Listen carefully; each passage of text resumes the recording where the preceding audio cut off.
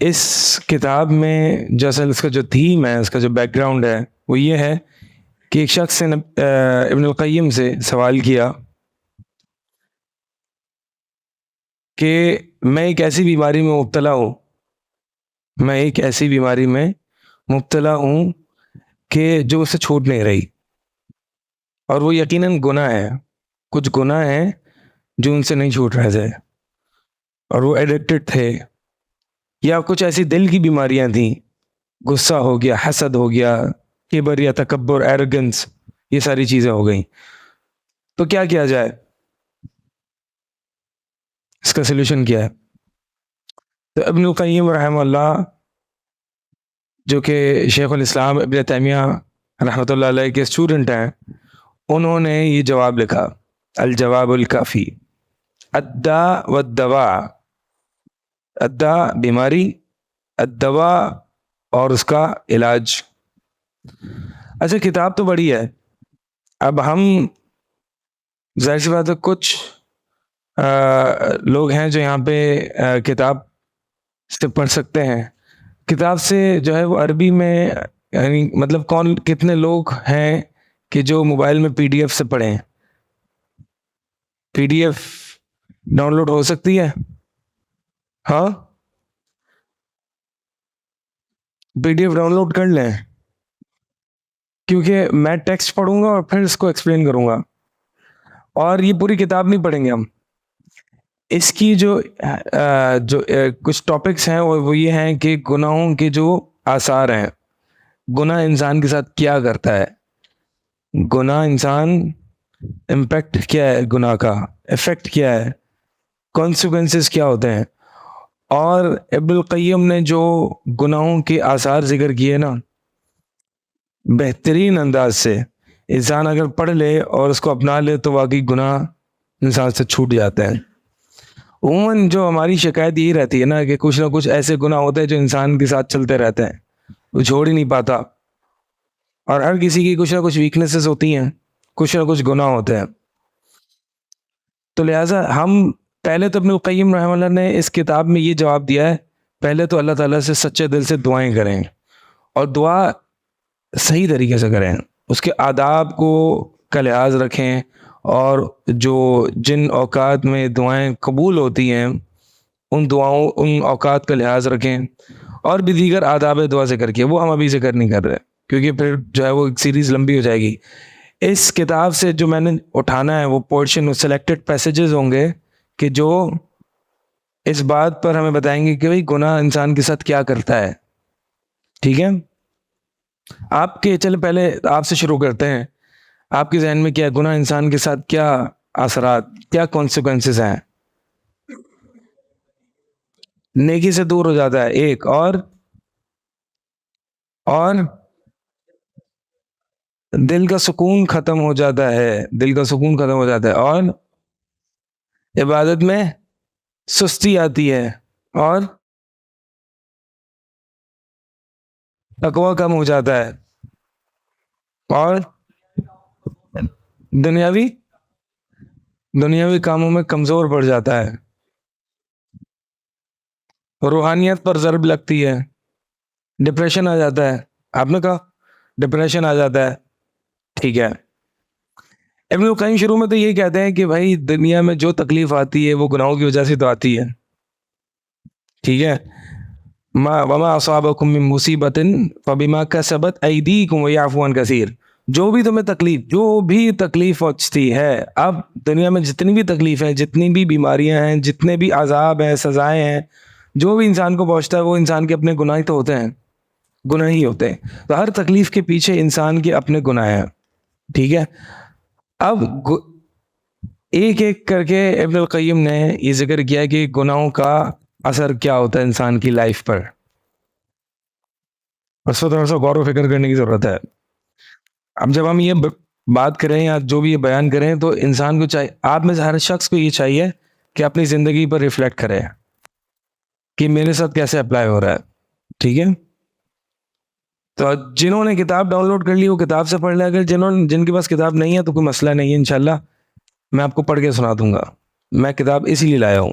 ٹھیک ہے، اور میں کتاب سے کیوں آپ کو پڑھاؤں گا؟ کیونکہ آپ کو تھوڑا سا کتاب کا تعارف ہو. آتا میں درس دے کے چلا جاتا, جو بیان کیا گیا وہ بیان کر دیتا, لیکن میں چاہ رہا ہوں کہ نہیں, آپ کو تھوڑا سا جو ہے نا وہ علماء کیسے لکھتے ہیں, کیا بات کرتے ہیں, تھوڑا سا ورڈ ٹو ورڈ ہو تو اس میں اچھی بات ہے. ٹھیک ہے. اچھا, اگر جنہوں نے ڈاؤن لوڈ کر لی ہے تو پہلی فصل ہے, پہلی فصل یعنی یہ المعاصی یولد بعضها بعضا,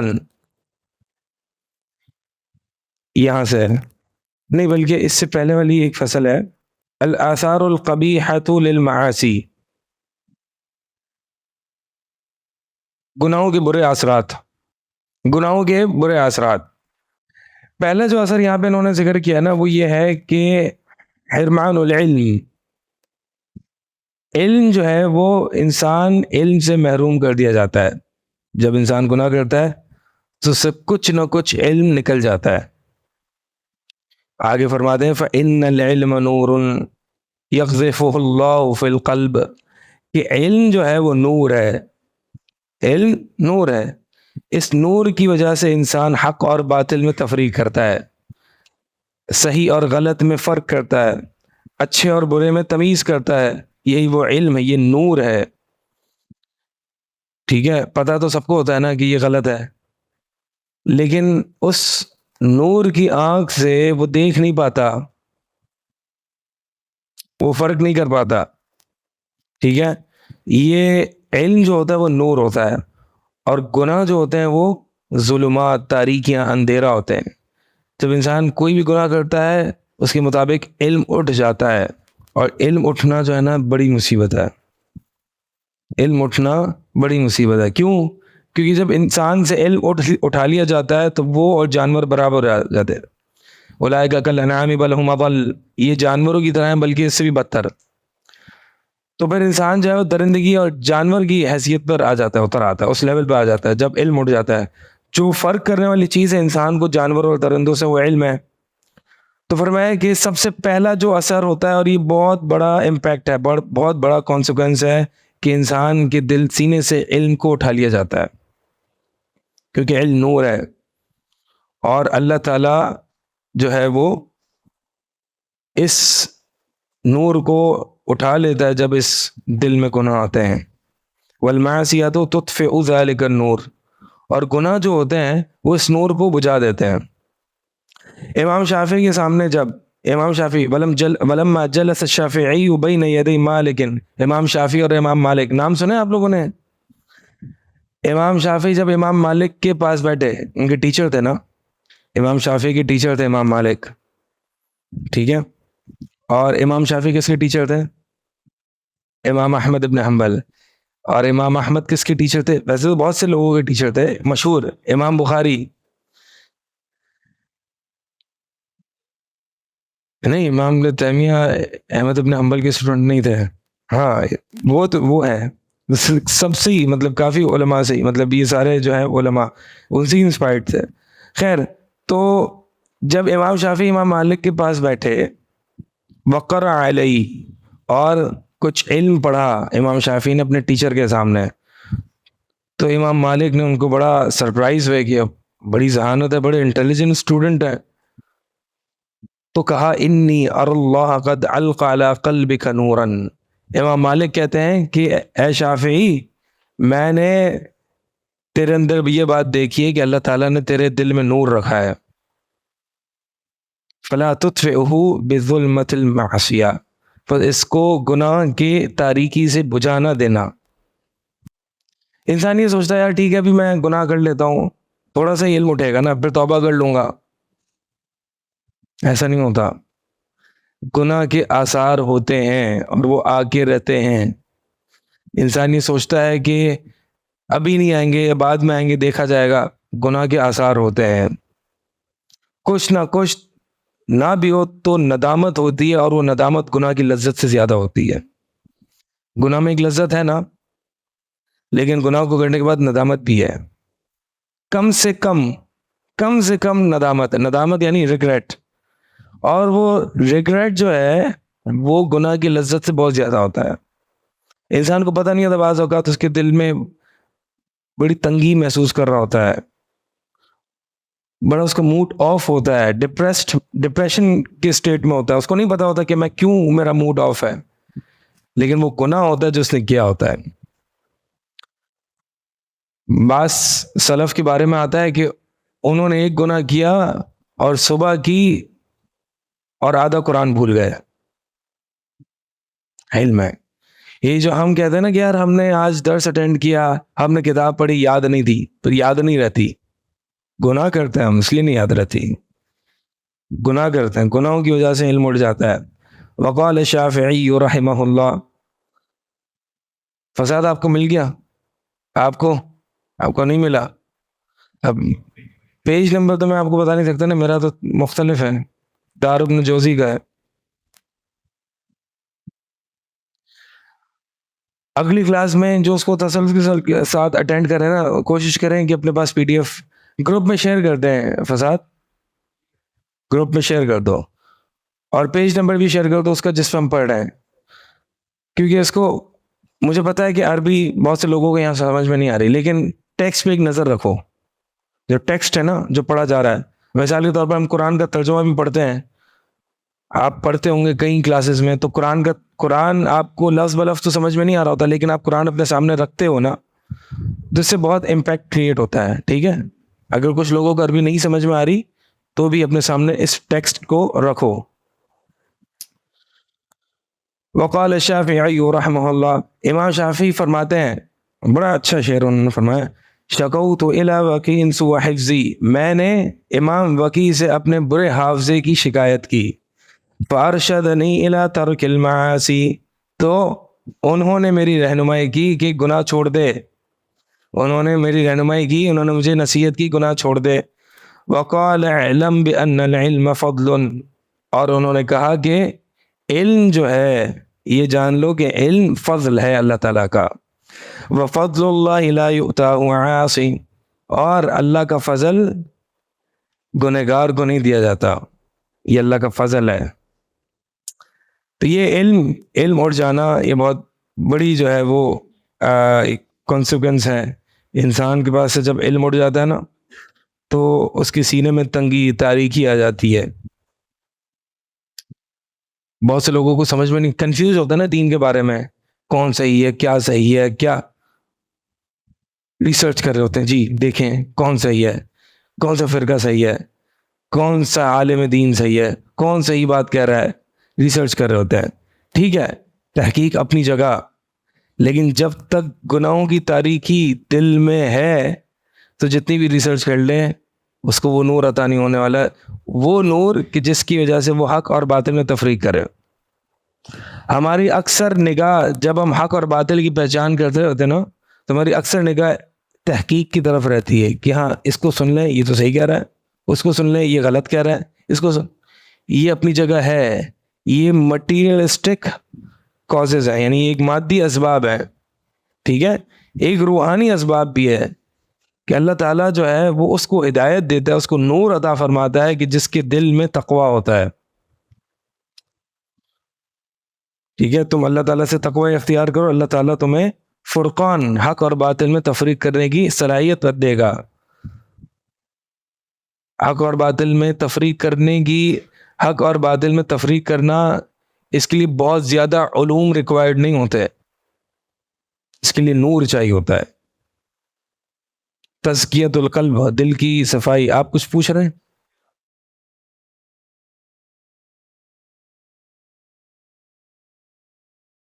میں نے بتایا تھا کہ ایمانیات صحابہ پہلے سیکھتے تھے. ایمانیات میں کیا کیا آتا ہے؟ ایمانیات میں یہ عقائد میں جو عقیدے کی کتب میں پڑھتے ہیں, توحید ہے اور رسول پر ایمان ہے. رسول پر ایمان کیسے لایا جائے, اتباع سنت کیا ہے, یہ عقائد میں جو بھی پڑھتے ہیں وہ ایمانیات ہے. دوسرا کانسیکوینس کیا ہے گناہ کا؟ ومنہا, اور ان میں سے ایک دوسرا کانسیکوینس یہ بھی ہے کہ رزق سے انسان محروم کر دیا جاتا ہے, رزق انسان کا تنگ ہو جاتا ہے. ایک روایت میں مسند میں ہے, ان العبد لیحرم الرزق بالذنب یصیبہ, کہ ایک شخص کو اس کے رزق سے محروم رکھا جاتا ہے ایک گناہ کی وجہ سے جو اس نے گناہ کیا ہوتا ہے. آج ہم مہنگائی کا رونا روتے ہیں نا کہ یہ چیز مہنگی ہو گئی، وہ چیز مہنگی ہو گئی، یار بجٹ میں نہیں آ رہا، خرچے زیادہ ہو رہے ہیں، یہ ہو رہا ہے، وہ ہو رہا ہے. گناہ کریں گے تو اور رزق کم ہو جائے گا. گناہ کریں گے تو رزق کم ہوگا. مہنگائی سے کوانٹٹی تو کم ہوگی لیکن گناہ سے کوالٹی کم ہو جائے گی. کوانٹٹی اور کوالٹی سمجھتا ہے رسک میں. ایک شخص ہے، اس کی سیلری ہے 20,000 فار ایگزامپل، لیکن 20,000 اس کی کوالٹی ایسی ہے کہ اس کو 20,000 میں بھی بچت سیونگز ہو جاتی ہیں.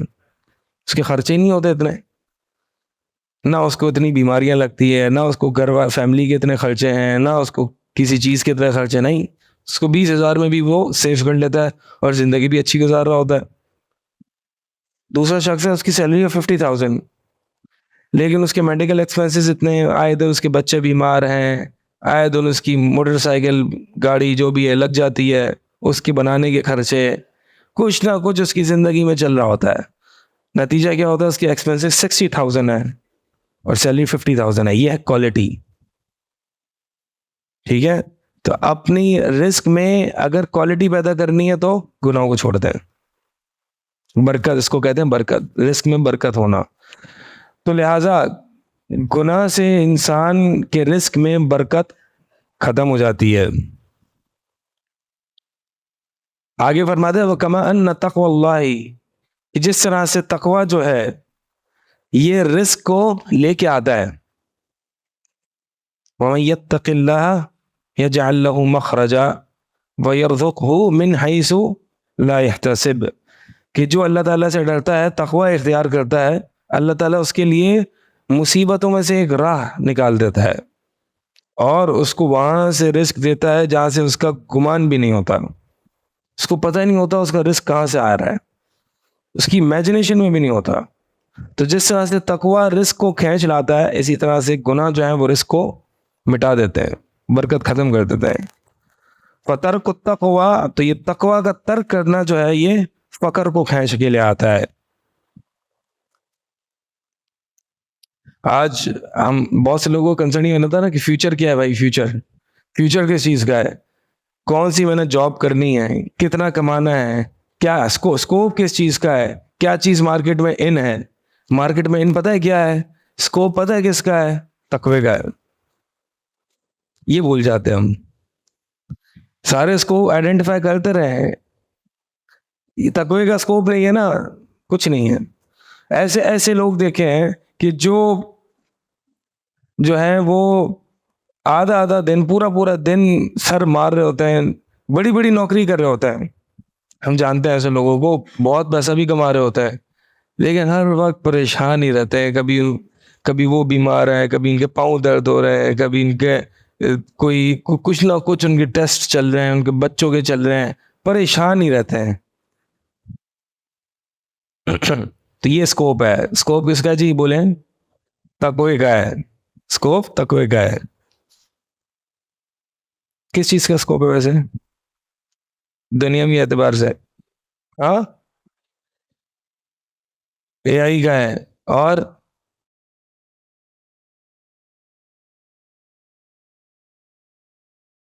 کرپٹو کا ہے. یہ تو الگ بات ہے، کرپٹو چلیں کرپٹو پہ بعد میں بات کریں گے. مشین لرننگ کا ہے. ہاں، علم حاصل کرنے کا اسکوپ نہیں ہے.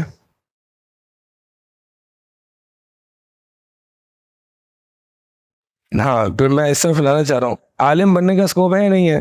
مولوی بننے کا اسکوپ، یا میں مولوی بنوں گا بڑا ہو گیا؟ ہاں، دنیاوی لحاظ سے آج کل ہے، مولوی بن کے میں یوٹیوبر بنوں گا، چھوٹا سا کیمرہ لگا لوں گا اور فتوے دیتا رہوں گا اور بڑی بڑی فالوئنگ ہوگی.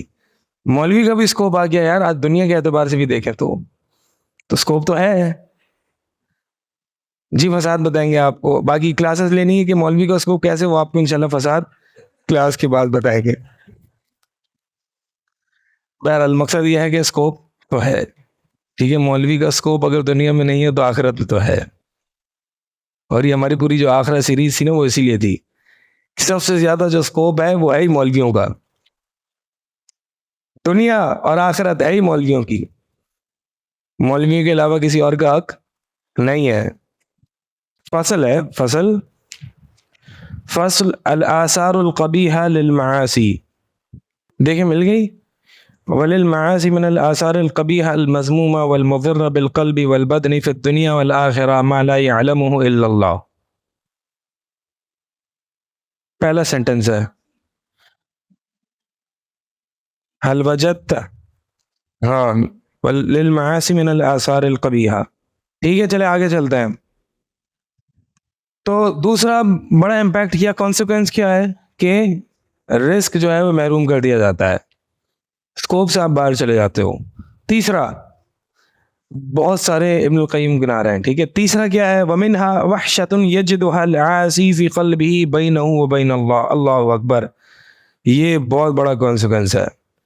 وحشہ, وحشہ کہتے ہیں گھبراہٹ اور دل کا تنگ ہونا, لونلینس, آپ کے اور آپ کے اللہ کے درمیان. یعنی جب عبادت کا ٹائم آئے, پڑھنے پڑھانے کا ٹائم آئے, قرآن پڑھنے کا ٹائم آئے, آپ کو وحشت محسوس ہو. وحشت یعنی گھبراہٹ سی محسوس ہو کہ جلدی بس میں اس سے نکلوں اور میں فیس بک کھولوں یا میں ٹویٹر پہ جاؤں یا انسٹاگرام پہ جاؤں, یوٹیوب کھولوں یا میں سپورٹس کھیلوں وغیرہ وغیرہ. ایک وحشت سی آپ کے اور اللہ کے درمیان, ایک رکاوٹ سی, ایک بیریئر سی ہے. آپ جب کسی دنیا میں کسی کو شخص کو پسند نہیں کرتے اور آپ دیکھتے ہو دور سے آ رہا ہے وہ, ایٹ دیٹ ویری انسٹنٹ آپ جب اس کو دیکھتے ہو تو کیا آپ کا دل تنگ, یار یہ کہاں سے آ گیا, یہ کیسے آ گیا, کیا ٹوپی کراؤں, کہاں جاؤں, یہ ہوتی ہے وحشت. ٹھیک ہے, آپ کا دل تنگ ہونا شروع ہو جائے. تو یہ ابن القیم فرما رہے ہیں کہ گناہوں کی وجہ سے آپ کے اور آپ کے رب کے درمیان وحشت سی آ جاتی ہے. یہ گناہ کا نتیجہ ہے, کیونکہ انسان نے گناہ کیے ہوئے ہوتے ہیں اور وہ یہ سوچ رہا ہوتا ہے کہ میں اپنے رب سے کس منہ سے میں ہاتھ اٹھا کے دعا مانگوں. ایک وحشت سی ہوتی ہے, بیچ سے بیریئرز ہوتے ہیں. آپ اپنے آپ کو اللہ تعالیٰ سے دور محسوس کر رہے ہوتے ہو, دور محسوس کر رہے ہوتے اپنے رب سے اپنے آپ کو. تو یہ جو ہے لا توازنها ولا تقارنها لذة اصلا, فرماتے ہیں کہ یہ جو وحشت ہے نا, یہ اتنا بڑا امپیکٹ ہے گناہ کا کہ گناہ کی جو لذت ہے نا اس کا کوئی کمپیریزن ہی نہیں ہے. اللہ سے دوری کا ڈپریشن جو انسان کو لگتا ہے, اب وہ انسان چاہے اس کو شعور رکھے یا نہ رکھے, انسان کو جو ڈپریشن ہوتا ہے نا, کیونکہ یہ جو انسان کے اندر جو دل ہے, یہ جو دل اللہ تعالیٰ نے پیدا کیا ہے, یہ اپنے رب کی معرفت اور اپنے رب کی طرف مائل ہونے کے لیے پیدا کیا ہے. اس رب کا, اس دل کا بیسک فنکشن یہ ہے. کوئی بھی چیز ہم دنیا میں بناتے ہیں اس کا ایک بیسک پرنسپل فنکشن ہوتا ہے, اگر آپ اس کو وہ فنکشن نہیں دیں گے تو وہ کام نہیں کرے گا. ٹھیک ہے, اسی طرح جو ہے وہ انسان کا جو دل کا جو فنکشن ہے وہ معرفت الہی ہے, رب کا قرب ہے, رب کی محبت ہے. جب اس کو یہ فنکشن نہیں ملے گا تو ایک وحشت سی, ایک عجیب سی کیفیت, ایک ڈپریشن سی فیلنگ آئے گی اندر سے. ٹھیک ہے, تو یہ رب سے انسان دور ہو جاتا ہے. اور ابن القیم فرماتے ہیں کہ یہ جو اللہ سے دوری کا جو ڈپریشن اور پریشانی اور وحشت ہے, یہ گناہ کی لذت کے برابر بھی نہیں آ سکتی. انسان سوچتا ہے یار میں گناہ کر لیتا ہوں, تھوڑی دیر کے لیے لذت مل جائے گی.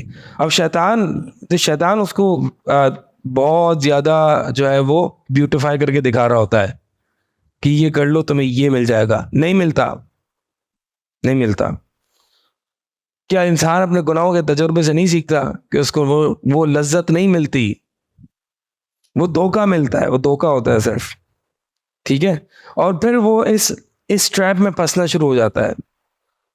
اور کتنے لوگ خصوصاً نوجوان اور اڈلٹس بھی آتے ہیں, کہتے ہیں کہ بس ہم ایک گناہ کے ٹریپ میں پھنسے, ہم نکل نہیں سک رہے. تو اس سے پہلے کہ انسان گناہوں کے اس سائیکل, اس ویشیس سائیکل اور اس ٹریپ میں پھنس جائے, اسے چاہیے کہ وہ اس سے دور رہے. کیونکہ جب انسان اس سائیکل میں پھنستا ہے نا, اس کے لیے نکلنا بہت مشکل ہوتا ہے. پھر انسان سوچتا تھا نا کہ میں بڑا ہو کے جو ہے وہ توبہ کر لوں گا, اللہ کو منا لوں گا, تو قبرستان تو ایسے مردوں سے بھرا پڑا ہے. توبہ کی توفیق تھوڑی ملتی ہے پھر. یہ پھر یو ٹرن لینا ہمارے اوپر نہیں ہوتا. ہمارے جو فرسٹ چوائس ہمارے پاس ہوتی ہے یہ ہوتی ہے کہ اب آ جا اللہ کی طرف. انسان اختیار یہ چوائس یہ راستہ اختیار نہیں کرتا, پھر یہ یو ٹرن کا فیصلہ اس کے ہاتھ میں نہیں ہوتا. پھر اللہ تعالیٰ چاہے گا تو اس کو توفیق دے گا, ورنہ اسے اس کی گناہوں کی سزا ملے گی. تو یہ جو اللہ سے دوری کی جو وحشت ہے نا, یہ بہت بڑی ہے. یہ گناہ کی لذت اس کو کمپیئر ہی نہیں کیا جا سکتا. ایک طرف گناہ کی لذت ہے اور ایک طرف اللہ سے دوری کی وحشت ہے, یہ کمپیریزن میں ہی نہیں. وَلَوْ اجْتَمَعَتْ لَهُ اللَّذَّاتُ الدُّنْيَا, اگر دنیا کی ساری لذتیں اگر دنیا کی ایک پلڑے میں رکھی جائیں, اور اللہ تعالیٰ سے دوری کی جو مصیبت ہے وہ ایک پلڑے میں رکھی جائیں, تو یہ مصیبت بھاری آ جائے گی. دنیا کی جتنی لذتیں اگر ایسا ہوتا کہ دنیا کی ساری لذتیں ملنے سے انسان خوش ہو جاتا, تو آج بڑے بڑے لوگ جو ہے وہ سوسائڈ نہ کرتے. دو طرح کے طبقے سوسائڈ کرتے ہیں, ایک وہ جس کو کچھ نہیں ملا اور ایک وہ جس کو سب کچھ ملا. کیونکہ جس کو سب کچھ ملا نا, ایک پتہ نہیں شاید میں نے کون سی ٹیڈ ٹاک میں کسی کو دیکھا تھا, کون بلینئر تھا وہ, اس نے یہ آگے کہا تھا, مطلب اس سے کسی نے پوچھا کہ آپ لوگوں کو کیا ایک سجیشن دیں گے یا ایک ریکمنڈیشن دیں گے. اوکے, اس نے کہا کہ اگر میں لوگوں کو یہ بتا سکتا کہ money can not by happiness, تو میں آج بس میرا پیغام یہی ہوتا, کیونکہ میرے پاس بہت سارا مال ہے, مجھے پتا ہے. تو لہٰذا یہ دنیا کی ساری لذتیں ایک جمع کر لی جائے نا, وہ اللہ سے قرب کی جو لذت ہے اس کا کوئی کمپیریزن ہی نہیں ہے. اللہ سے قرب کی لذت, اللہ سے مناجات, اللہ سے باتیں, اللہ سے دعائیں کرنے کی لذت, یہ بہت بڑی لذت ہے. چوتھے پہ آ جائیں. اچھا, یہ آگے ایک شعر میں فرمایا کہ ابن القیم فرماتے ہیں وَهَذَا أَمْرٌ لَا يُحِسُّ بِهِ إِلَّا مَنْ فِي قَلْبِهِ حَيَاةٌ. اور یہ جو میں نے بات کی ہے نا کہ اللہ سے دوری کی جو مصیبت ہے اور تنگی جو انسان ڈپریشن جو فیس کرتا ہے, یہ گناہ کی لذت سے کئی گنا زیادہ ہے. یہ بات جو ہے وہ کون فیل کرتا ہے؟ یہ ہر ایک کو فیل ہوتی ہے نہیں. فرماتے ہیں کہ یہ چیز جو ہے وہ شخص فیل کرتا ہے کہ جس کے دل میں زندگی ہے, جس کے دل میں حیات ہے. کیونکہ وما لجرح میت ایلام, کیونکہ اگر مردے کو اس کے اوپر زخم لگایا جائے تو اس کو فیل ہوگا نہیں ہوگا. اچھا, اب یہ بات بڑی امپورٹنٹ کر رہا ہے, اور وہ یہ ہے کہ کوئی شخص آگے کہہ سکتا ہے بھائی میں تو پیسے کماتا ہوں اور میں تو عیاشی اور پارٹی کرتا ہوں, مجھے تو مزہ آتا ہے, I am satisfied with my life, میں تو خوش ہوں, میری زندگی بڑی سیٹ جا رہی ہے. کوئی شخص آگے کہہ سکتا ہے, ٹھیک ہے. اب ان کو کیا جواب دیں؟ تو بات یہ ہے کہ اب اس کا موازنہ کریں, ایک شرابی ہے, شراب پی کے نشے میں دھت پڑا ہوا ہے روڈ کے کونے پر, اس سے پوچھو بھائی کیسے ہو گیا, کہ بہت زبردست ہوا ہے. اس کو یہ تو جو شراب کے نشے میں نہیں ہے اس کو پتا ہے نا کہ وہ بیچارے نے کیا حالت بنائی, آپ کو ترس آئے گا اس پہ. وہ تو سمجھ رہا ہے کہ میں تو بڑا A1 چل رہا ہوں, ایسا ہے کہ نہیں. تو شرابی کو نہیں پتا ہوتا کہ وہ کس حال میں ہے, جو intoxicated with the life of this دنیا, the one who is intoxicated with the life of this دنیا, جس دنیا کی زندگی کے نشے میں ہوتا ہے نا, اس کو نہیں پتا ہوتا کہ میں کتنی بڑی لذت سے محروم ہوں. اب ایک جو اسموکر ہوتا ہے نا, سگریٹ پینے والا, اس سے پوچھو گے کہ کیسی ہے زندگی, تو کہے گا یار A1, مزہ آتا ہے, پف لگاتا ہوں, انہیل کرتا ہوں, اور بس زندگی کے غموں کو جو ہے وہ ایک دعا میں وہ کیا ہوتا ہے سرکلز بنا کے اڑا دیتا ہوں. جو غم آتا ہے سگریٹ لائٹ کرتا ہوں. اب تو ویپنگ آ گئی نا, ویپنگ لائٹ تو نہیں کی جاتی, ویپنگ جو بھی کرتے ہیں اس کو ویپ کرتا ہوں اور دنیا کے غموں کو اڑا دیتا ہوں, بہترین زندگی ہے میری. کوئی شخص کہتا ہے. تو جس نے سگریٹ پی کے سگریٹ چھوڑی ہوتی ہے نا, اس کو پتا ہوتا ہے کہ اسموکرز کی life is a very pathetic life. جس سے یہ چھوڑی ہوتی ہے سگریٹ, اس کو پتا ہوتا ہے یار میں کب سے اس گند میں تھا, ہر وقت گلا خراب, سینہ تنگ, کھانسیاں اور لتھارجک اور فٹیگ اور تھکاوٹ اور یہ اور وہ. جس سے جو سگریٹ نہیں پیتا وہ اس لذت میں ہے ہی نہیں. میں شاید یہ مثال دیتا بھی رہتا ہوں. ایک شخص ہے, وہ آلٹو میں گھومتا ہے, اس کو اپنی آلٹو سے اتنی محبت ہے کہ وہ سمجھتا ہے کہ بھائی سب سے دنیا کی بہترین گاڑی جو ہے نا میرے پاس ہی ہے. جو چل کر رہا ہے نا لائف میں وہ میں ہی ہوں آلٹو میں. سامنے سے مرسیڈیز بھی گزرتی ہے تو وہ اس کو ایسے تکبر کی نگاہ سے دیکھتا ہے کہ بھائی تو کیا ہے, میرے پاس آلٹو ہے. اب وہ مرسیڈیز والا یہ سوچ رہا ہوگا یار مسکین, مسکین, اس کو پتہ ہی نہیں ہے مرسیڈیز کیا چیز ہے, اس کو مرسیڈیز کی ڈرائیو کا پتہ ہی نہیں ہے, اس سے کبھی چلا ہی نہیں ہے نا. تو بات یہی ہے, جو دنیا کے نشے میں ہوتا ہے نا اس کو پتہ ہی نہیں ہے اللہ کے ذکر میں کیا لذت ہے, اللہ سے باتیں کرنے میں کیا قرب, کیا مزہ ہے. بات کر کے تو دیکھے نا انسان اللہ تعالیٰ سے, رات کے اندھیروں میں اٹھ کے دیکھے کیا مزہ ہے اس میں. یہ کیسے پتا چلے گا اس کو کہ جس نے کبھی ایکسپیرینس ہی نہیں کیا, اور اس کو جو وہ چھوٹی سی دنیا میں اپنے چھوٹے سے باکس میں ڈبے میں بند ہے, وہ سمجھ رہا ہے بس میری یہی جنت ہے. کبھی نہ کبھی اس کو ہٹ لگتی ہے, پھر اس کو پتا چلتا ہے کہ یار میرے ساتھ کچھ بہت بیڈ سین ہوا ہے, اور پھر وہ دین کی طرف آتا ہے. اور یہی اللہ تعالیٰ نے فرمایا ہم اس کو چھوٹا عذاب دیتے ہیں, چھوٹی تکلیفیں پریشانیاں دیتے ہیں بڑے عذاب سے پہلے, لعلہم یرجعون, تاکہ یہ میری طرف لوٹ آئے بندہ. ہم سمجھتے ہیں مصیبتیں جو ہیں وہ ہمیں پریشان کرنے کے لیے ہوتی, نہیں, یہ رب تمہیں اپنی طرف لوٹانا چاہتا ہے. لیکن ہم نشے میں اتنا دھوت ہوتے ہیں, ہم اس میں بھی نہیں لوٹتے. اس میں بھی کبھی یہاں جا رہے ہوتے ہیں, کبھی وہاں جا, کبھی کس کو پکار رہے ہوتے ہیں, کبھی کس کو. اللہ تو ہے ہی نہیں نا زندگی میں. یہ ابن القیم فرما رہا ہے, یہ جو چیز ہے نا, اللہ سے دوری کون محسوس کرتا ہے؟ کہ جس کے دل میں زندگی ہوتی ہے, جس کے دل میں حیات ہوتی ہے. وہ جو دل مردہ ہوتا ہے, بیمار ہوتا ہے, جو بیمار شخص ہوتا ہے اس کو تو مٹھاس آتی ہی نہیں نا, وہ میٹھا کھاتا ہے اس کو میٹھا ہی نہیں پتا چلتا ہے کیا. یہ ایک شخص ہے, ہو سکتا ہے اس کے لیے اس کو گناہ اتنا, اس کے نزدیک گناہ اس کو ڈپریس نہ کرتا ہو, کیونکہ وہ ڈپریشن میں آلریڈی ہے, اس کو پتہ ہی نہیں ہے کہ وہ لذت, وہ نکلو تو صحیح اپنی زندگی سے باہر تو پتہ چلے گا. اور یہ عموماً جنہوں نے دونوں لائف سٹائل دیکھے ہوتے ہیں نا, اور بہت لوگ ملیں گے آپ کو جنہوں نے فل پارٹی والا لائف سٹائل بھی اپنایا ہوتا ہے, اور جو دین پر بھی آئے ہوتے ہیں, جنہوں نے یہ دونوں لائف سٹائل دیکھے ہوتے ہیں, ان کو پتہ ہوتا ہے کہ یار یہ جو چیز ہے نا, یہ میں اپنے آپ کو قربان کر دوں, اپنا سب کچھ دے دوں, لیکن یہ اللہ تعالیٰ نے مجھ پر ہدایت کی جو نعمت کی ہے, یہ میں نہیں, یہ کسی حال میں نہیں دوں گا.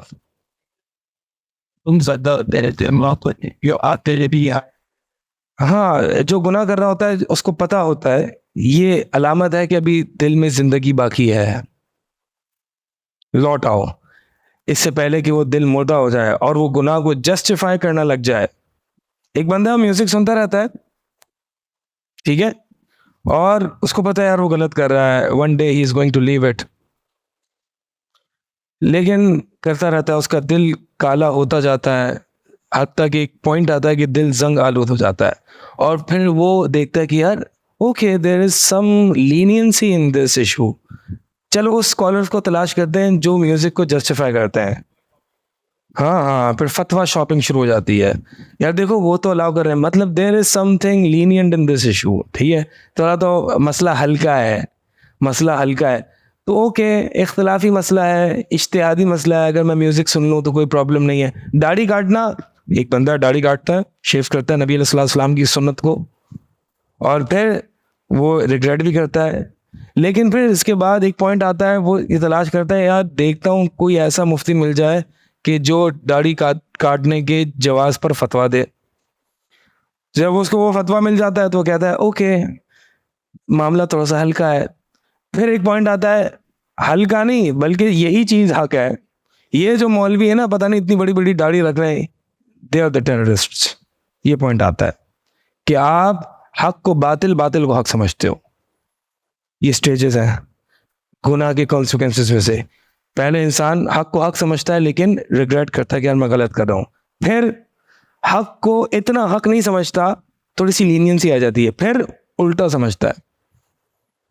اور جو شخص الٹا سمجھنے لگتا ہے نا کہ حق کو باطل, باطل کو حق, کیا وہ واپس آئے گا اس ٹریک پہ؟ کیونکہ وہ سمجھ ہی نہیں رہا کہ میں غلط کر رہا ہوں. تو یہ تیسرا مسئلہ ہے, ٹھیک ہے. اس اللہ تعالیٰ سے جو دوری کا جو مصیبت ہے نا, مصیبت, یہ مصیبت اب دیکھیں نا, صحابہ اس امت مسلمہ پر سب سے بڑی مصیبت کون سی آئی ہے پتہ ہے آپ کو؟ اس امت مسلمہ پر آج تک سب سے بڑی مصیبت کون سی ہے جسے پتہ بتائے؟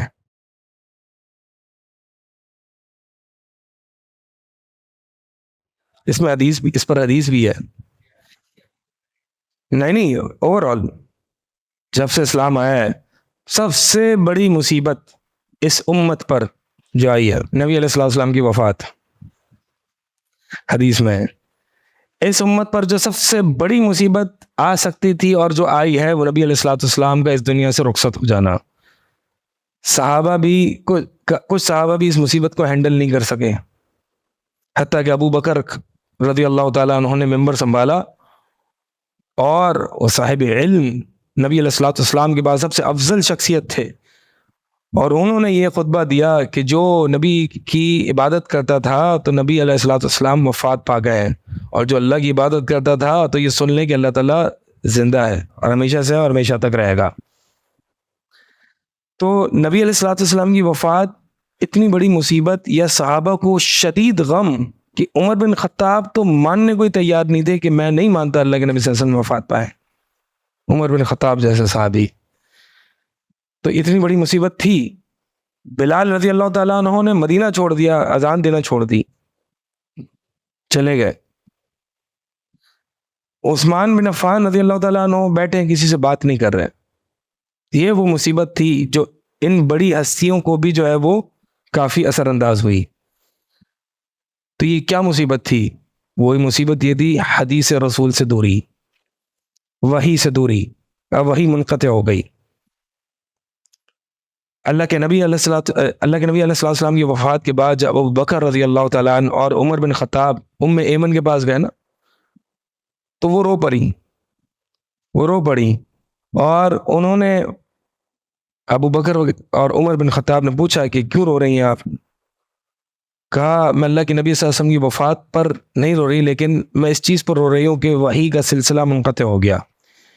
علم یعنی ایک یہ تھا کہ ہم کچھ کرتے تھے, اللہ تعالیٰ آسمان سے وحی نازل کر دیتا تھا. وحی سے قرب یعنی اللہ سے قرب. تو قرآن اور حدیث کے علم سے دوری یہ بہت بڑی مصیبت ہے, بہت بڑی مصیبت ہے. اس لیے ہم کہتے ہیں کہ یہ جو علم ہے نا, قرآن اور حدیث کا علم, اس سے انسان کو اپنے آپ کو منسلک رکھنا چاہیے, کنیکٹڈ رکھنا چاہیے.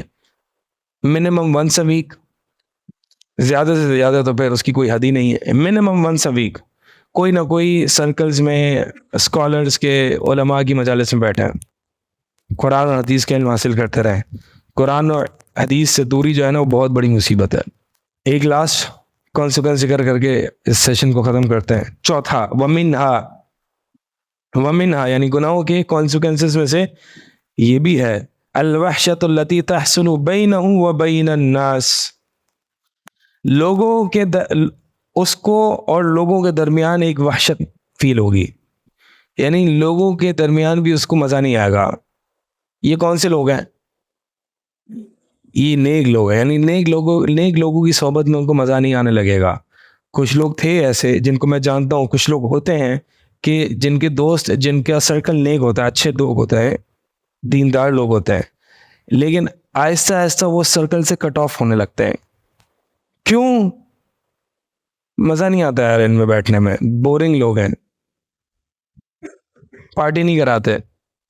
تو اچھے یعنی اور جو علماء کی مجلس ہے ان سے وحشت ہوتی ہے, ان کو قرآن اور حدیث کی مجلسوں سے وحشت ہوتی ہے. تو لوگوں اور اس کے درمیان جیسے کہ اس کو لوگوں میں اتنا مزہ نہیں آتا, مطلب اپنی فیملی میں, اپنے اچھے قسم اچھی مجالس میں, علماء کی مجالس میں ان کو مزہ نہیں آتا. ولا سیما اہل الخیر منہم, کیونکہ یعنی یہ جو اہل خیر ہیں یعنی ان میں اچھے لوگ ہیں, ان میں ان کو مزہ نہیں آتا. فإنہ یجد وحشۃ بینہ و بینہم, کیونکہ جو اچھے لوگ ہیں، اہل خیر ہیں، وہ اور اچھے لوگوں کے درمیان ایک رکاوٹ سی آتی ہے. وَكُلَّمَا قَوِيَتْ تِلْكَ الْوَحْشَةُ بَعُدَ مِنْهُمْ وَمِنْ مُجَالَسَتِهِمْ، اور جتنی یہ وحشت، یہ گھبراہٹ بڑھ جاتی ہے، اتنا ہی انسان ان کے سرکلز سے دور ہونے لگتا ہے، ان کی صحبت سے، ان کی کمپینین شپ سے دور ہونے لگتا ہے. ٹھیک ہے. اب یہ جو بروج میٹ اپ آپ کرتے ہیں، یہ ایک اچھا سرکل ہے، اس کو پیچھے نہیں ہٹنے دینا. جب آپ شروع میں ملتے ہیں، بریک فاسٹ کرتے ہیں، کیونکہ ایک پوائنٹ آتا ہے کہ شیطان انسان کو اچھے سرکل سے دور کرتا ہے، اور اچھے سرکل سے دور نہ ہو. اچھے آپ کو دوست ملیں، یہ بہت یعنی اس پرفتن دور میں جو ہے بہت ہی ایک نعمت ہے، ایک بلیسنگ ہے. خیر یہ تو ابھی بہت ہمیں مطلب آج اللہ کا شکر ہے کہ جہاں الحاد اور جہاں فتنے، فساد اور یہ ساری چیزیں بڑھ رہی ہیں، وہاں نوجوانوں کا دین کی طرف رغبت بھی ہم دیکھ رہے ہیں. یعنی تھوڑا سا کافی پہلے چلے جائیں تو شاید نوجوانوں میں رغبت نہیں ہوتی تھی اس طرح سے دین کی، اور لوگ ڈھونڈتے تھے کہ بھائی میرا کوئی دینی بھائی یا کوئی دینی دوست ہو، نہیں ملتا تھا ڈھونڈنے سے بھی. تو آگے فرمایا وَحُرِمَ بَرْكَةَ الْإِنْتِفَاعِ بِهِمْ، تو ایسے شخص جو ہے، یہ جو نیک مجلس ہے، ان کی برکت سے اس کو محروم کر دیا جاتا ہے. نیک لوگوں کی برکات ہوتی ہیں، ان کا اثر ہوتا ہے، کچھ نہ لے تو کم از کم خوشبو ہی لے کے اٹھتا ہے، جیسے کہ نبی علیہ الصلوۃ والسلام نے مثال ذکر کی نا اچھی کمپینین شپ کی. وَقَرُبَ مِنْ حِزْبِ الشَّيْطَانِ، اور پھر جب وہ اچھے سرکل سے دور ہوتا ہے تو لا محالہ اس کے پاس کچھ تو جگہ لے گی نا، کچھ تو سبسٹیٹیوٹ آئے گا، اور وہ کیا ہوگا؟ حزب الشیطان، شیطانی سرکل سے وہ قریب ہوگا. میں آپ کو پرسنل ایکسپیرینس سے بتا رہا ہوں کہ ہم ایسے لوگوں کو جانتے تھے کہ جو دین کی طرف آئے، اچھا خاصا عرصہ انہوں نے دینی سرکلز میں گزارا، اور پتہ نہیں کیا ہوا. اور یہ جو پتہ نہیں کیا ہوا جو ہے نا، اس کو بلینک رکھیں، اس کو ہم فل کرتے ہیں، اور میں آپ سے ہی فل کراؤں گا کہ پتہ نہیں وہ کیا ہوا. یہ جو بلینک ہے کہ وہ آہستہ آہستہ ان سرکل سے کٹنا شروع ہوئے اور برے لوگوں میں بیٹھنا شروع ہو گئے. آہستہ آہستہ ان لوگوں کے ساتھ چائے کے ڈھابوں پہ بیٹھ رہے ہیں، رات کو کھانے کے بعد 12 بجے تک، 1 بجے تک ان کے ساتھ بیٹھنا شروع ہوئے. پھر آہستہ آہستہ ان کی کمپینین شپ اور خراب، ان کے دوست اور خراب ہوتے گئے حتیٰ کہ وہ بالکل ہی دین سے ہی مر گئے، دین سے ہی اراض کر لیا انہوں نے. تو وہ پتہ نہیں کیا ہوا، fill in the blank. یس، گناہ، consequences of the sin پڑھ رہے نا، گناہ، ان کے گناہ تھے، اور سب سے بڑھ کے ان کے پرائیویٹ سنس سے، خلوت کے گناہ. کیونکہ وہ اچھے لوگوں میں بیٹھتے تھے تو گناہ تو نہیں کرتے تھے، پبلک سنس ان کے نہیں تھے، پرائیویٹ سنس تھے. اس پرائیویٹ سنس نے ان کو اللہ سے تو دور کیا ہی کیا، اچھے لوگوں سے بھی دور کیا. جب اچھے لوگوں سے دور ہوئے تو برے سرکلز میں بیٹھے، اور برے سرکلز میں بیٹھے تو ان کے ساتھ جو تباہی ہوئی، جو بربادی ہوئی. لہٰذا یہ گناہوں کے اثرات ہیں. ہم تو یہ سوچ لیتے کہ یار ایک کر لیتے ہیں، چلو توبہ کر لیں گے، ایک کر لیتے ہیں. یہ ایک کیا پتہ یہ وہ ریڈ لائن ہو. گناہ کرتا ہے، ایک کرتا ہے انسان، دوسرا کرتا ہے، تیسرا کرتا ہے، ایک ریڈ لائن آتی ہے نا. اور وہ ریڈ لائن وہ ہوتی ہے جو نبی علیہ الصلوۃ والسلام نے فرمایا کہ ایک انسان گناہ کرتا ہے، بلیک اسپاٹ اس کے دل پہ لگ جاتا ہے. دوسرا کرتا ہے، توبہ نہیں کرتا، دوسرا بلیک اسپاٹ لگتا ہے، تیسرا بلیک اسپاٹ لگتا ہے. لیکن اگر توبہ کر لیتا ہے انسان تو وہ بلیک اسپاٹ مٹ جاتا ہے. لیکن اگر کنٹینیوس بیسس پہ سائیکل میں انسان ٹریپڈ ہے اور وہ کرتا ہے، تو ایک تو لاسٹ اسپاٹ ہوگا نا جو اس کے دل کو کالا کر دے گا، اور وہ ریڈ لائن ہے. کیا پتا وہ ایک جس کو آپ کہہ رہے ہیں کہ وہ ایک گناہ ہے، وہ ریڈ لائن ہو، اور وہ اس ایک چھوٹے گناہ سے کراس ہو جائے. اینڈ اب آپ کو توبہ کی توفیق نہیں ملے گی الا ان یشاء اللہ، الا یہ کہ اللہ تعالیٰ چاہے تو. اللہ تعالیٰ مردہ دل کو بھی زندہ کرتا ہے، لیکن عموماً جو طریقہ ہے، جو لوگوں کا طرز ہے، جو تجربہ ہے، وہ یہی رہا ہے کہ وہ ریڈ لائن کراس ہوتی ہے اور پھر انسان کے لیے دوبارہ سے ریٹرن نہیں ہوتا. تو لہٰذا یہ جو ہے نا گناہوں کے اثرات ہوتے ہیں، ابھی نہیں. ابن القیم اس سے پہلے ہی والی فصلوں میں فرماتے ہیں، کہتے ہیں کہ گناہ کا اثر ایسا نہیں کہ کبھی کبھار فوراً آ جائے, کبھی کبھار فوراً آ جاتا ہے. کچھ گناہ ایسے ہوتے ہیں کہ انسان کرتے ہی فوراً اتنا ریگریٹ کرتا ہے اور اس کو ایک مایوسی سی, ڈپریشن سی اور سینے میں تنگی آ جاتی ہے اور موڈ خراب ہو جاتا ہے اس کا. لیکن کچھ گناہ ایسے ہوتے ہیں کہ ان کا اثر 1 مہینہ نہیں, 1 سال نہیں, 5 سال بعد آتا ہے. انسان کو شعور بھی نہیں ہوتا, انسان کو شعور بھی نہیں ہوتا. یہ ایک جیسے کہ انسان مثال کے طور پر کسی شخص کی, آپ کا ایک دوست ہے, ٹھیک ہے, آپ اپنے دوست میں, آپ کا دوست آپ کو کچھ تکلیف پہنچاتا ہے یا آپ کے ساتھ کچھ برا کرتا ہے, آپ اس کو جو ہے وہ نظر انداز کر دیتے, کوئی نہیں یار دوست ہے. لیکن آپ نے نظر انداز کر دیا, لیکن وہ پوائنٹ آپ کے دل میں ہے, وہ بات آپ کے دل میں ہے. پھر آپ کا دوست آپ کے ساتھ کرتا رہتا ہے اور وہ بلڈ اپ ہوتا رہتا ہے, اٹ گیٹس بلڈ اپ, حتیٰ کہ ایک ریڈ لائن آتی ہے اور پھر آپ اپنی دوستی اس سے ختم کر دیتے ہیں. تو یہ جو گناہ ہوتا ہے نا, ایک گناہ کیوں نہ ہو, اٹ گیٹس بلڈ اپ, یہ بلڈ اپ ہو رہا ہوتا ہے اندر. تو اس کو کبھی بھی ہلکا نہ سمجھیں, اس کا اثر ہو سکتا ہے 5 یا 10 سال بعد ظاہر ہو. ٹھیک ہے, تو ہم اس کو سوالات لے لیں. ختم نہیں ہوا, ہاں پورا ختم کر لیتے ہیں. وقرب من حزب الشیطان, کہ وہ جو ہے وہ شیطان کے حزب, حزب کہتے ہیں سرکل, گروپ, وہ شیطان کی گروپ سے قریب ہو جاتا ہے. بقدر ما بعود من حزب الرحمن, یعنی جتنا رحمان کے گروپ سے وہ دور ہوتا ہے اتنا ہی وہ قریب شیطان کے گروپ سے ہوتا ہے. وَتَقْوَى هَذِهِ الْوَحْشَةُ حَتَّى تَسْتَحْكَمَ, اور یہ وحشت, یہ گھبراہٹ جو اس کو نیک لوگوں میں, دیندار لوگوں میں محسوس ہوتی ہے, یہ مضبوط ہوتی جاتی ہے, قوی ہوتی جاتی ہے, یہاں تک کہ مستحکم, جڑیں پکڑ لیتی ہے. یہ وحشت جو ہے وہ مضبوط ہو جاتی ہے.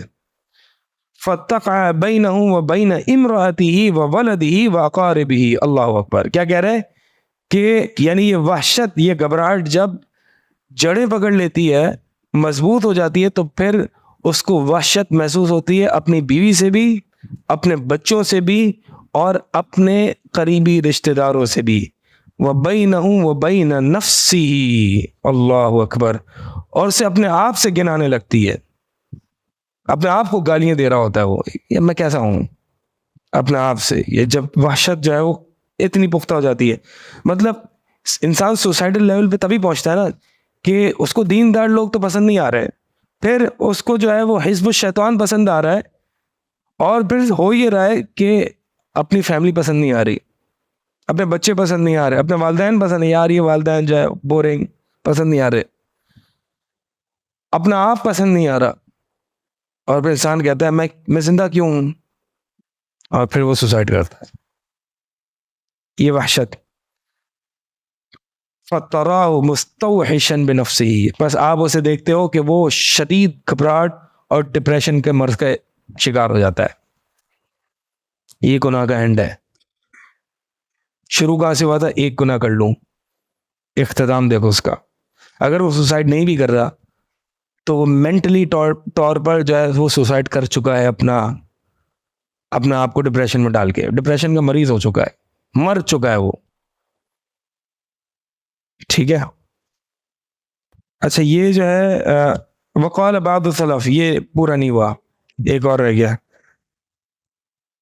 وقال بعض السلف, بعض سلف فرماتے ہیں کہ انی لا اعصی اللہ, بعض سلف کہتے ہیں کہ بے شک میں اللہ تعالیٰ کی نافرمانی کرتا, فارا ذلک فی خلق دابتی, تو میں اس نافرمانی کا اثر, اس کا کانسیکوینس اپنی سواری پر دیکھتا تھا, وامرأتی, اور اپنی بیوی پر دیکھتا تھا.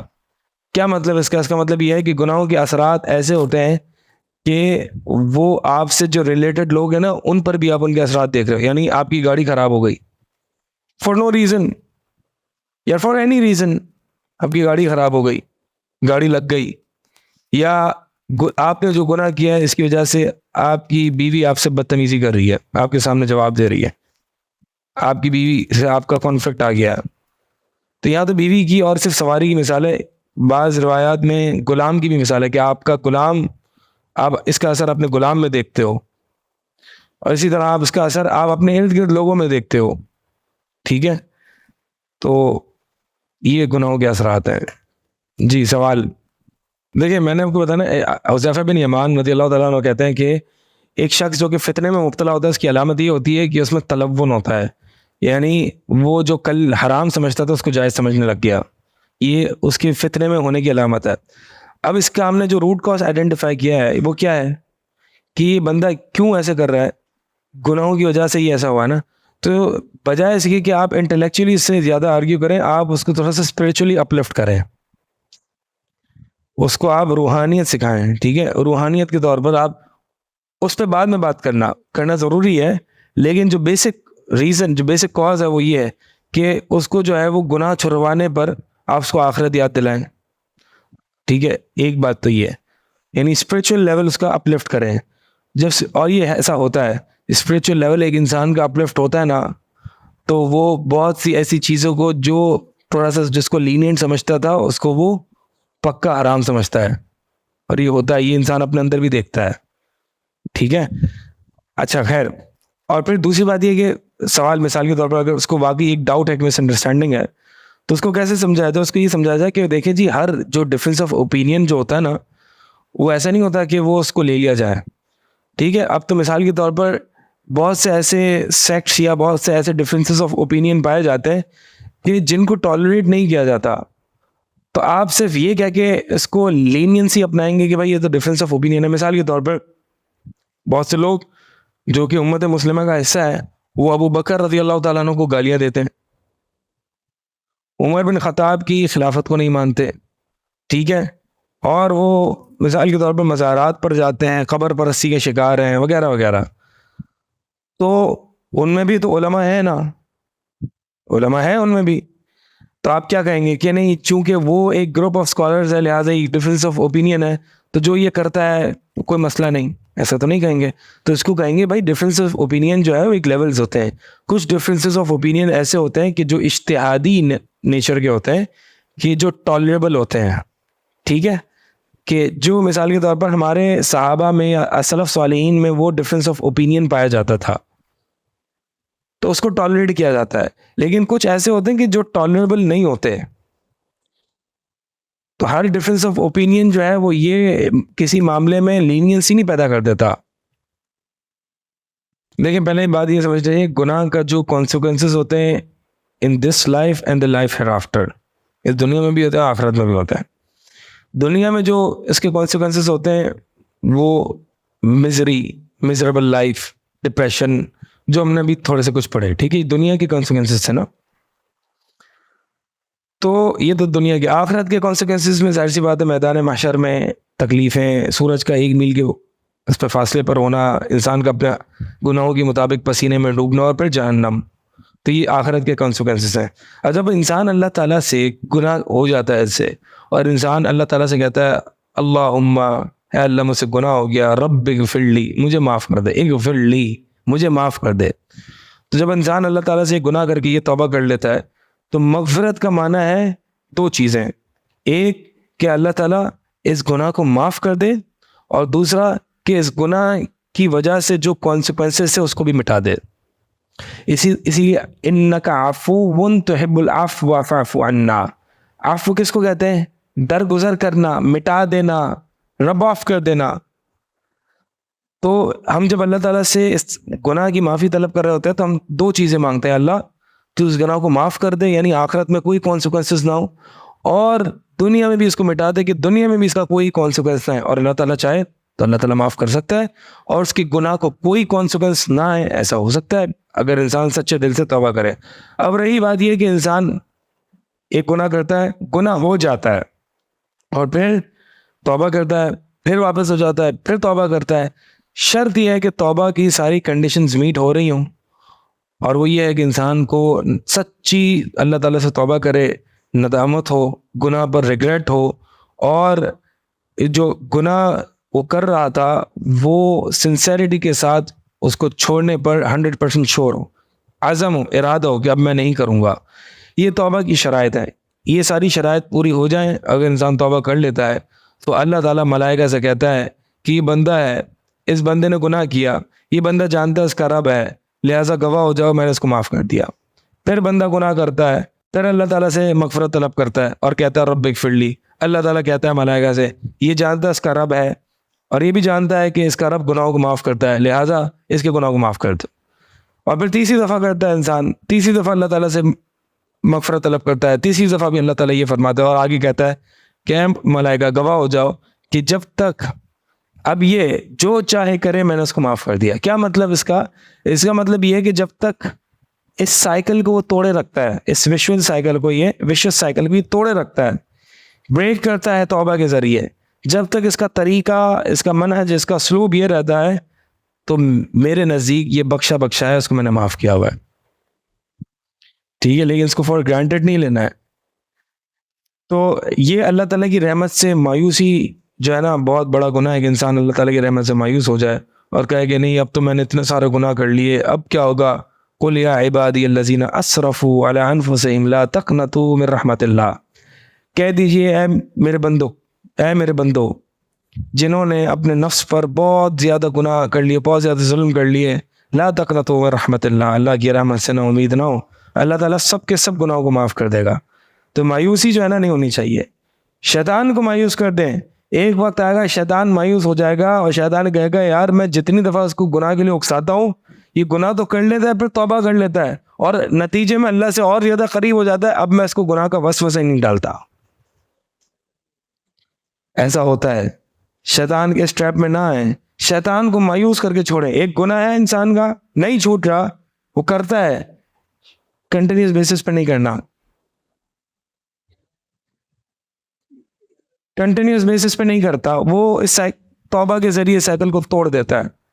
مایوس نہیں ہونا، شیطان کو مایوس کرنا، اپنے خود مایوس نہیں ہونا، توبہ کر کے. ٹھیک ہے، یہیں پہ اس میں انشاءاللہ ہم روکتے ہیں اس کو.